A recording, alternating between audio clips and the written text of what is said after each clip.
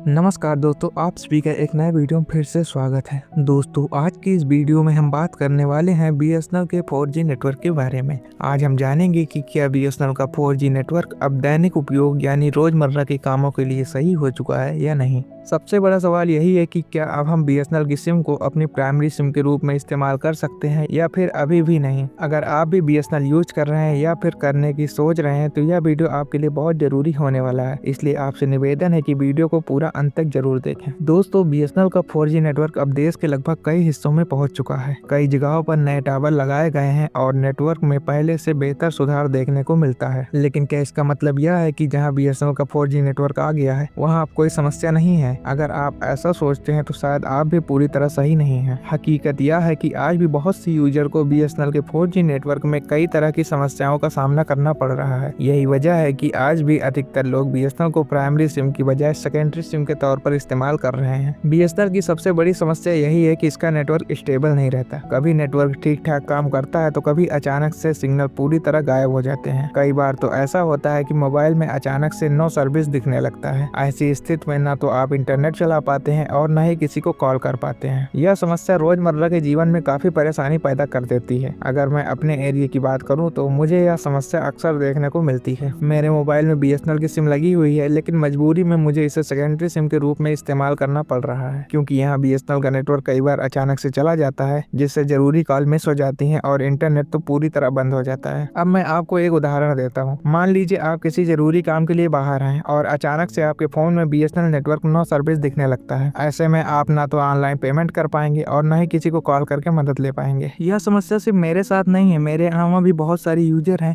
जिन्हें बीएसएनएल के 4G network में ऐसी परेशानी देखने को मिलती है। मैंने ऐसे कई कमेंट्स और शिकायतें देखी हैं जहां लोग नेटवर्क ड्रॉप और नो सर्विस की बहुत सारी समस्याएं बता रहे हैं। अब मैं आपसे जानना चाहता हूं, क्या आपके एरिया में भी बीएसएनएल के 4G नेटवर्क में ऐसी समस्या आती है या फिर आपके यहाँ बीएसएनएल का नेटवर्क सबसे अच्छा काम करता है? कमेंट करके जरूर बताइए। आपके एरिया में बीएसएनएल का 4G नेटवर्क कैसा है और आपको कौन कौन सी समस्याओं का सामना करना पड़ता है? अगर आपके एरिया में बीएसएनएल का नेटवर्क अच्छा है, कॉलिंग और इंटरनेट दोनों सही से काम करते हैं, तो आप बीएसएनएल की सिम को प्राइमरी सिम के रूप में इस्तेमाल कर सकते हैं। लेकिन सच्चाई यही है कि अभी भी बीएसएनएल का नेटवर्क हर जगह भरोसेमंद नहीं है। जब तक नेटवर्क पूरी तरह स्टेबल नहीं होता तब तक ज्यादातर लोग इसे सेकेंडरी सिम के तौर पर ही इस्तेमाल करेंगे। तो दोस्तों, अब आप समझ चुके होंगे कि वर्तमान समय में बीएसएनएल के 4G नेटवर्क की क्या स्थिति है। तो दोस्तों, यही थी आज की वीडियो। उम्मीद करते हैं आपको आज की वीडियो पसंद आई होगी। अगर वीडियो पसंद आए तो वीडियो को लाइक कर दीजिए, चैनल को सब्सक्राइब कर दीजिए। चलिए मिलते हैं किसी नए वीडियो किसी नए टॉपिक के साथ। तब तक के लिए जय हिंद, वंदे मातरम।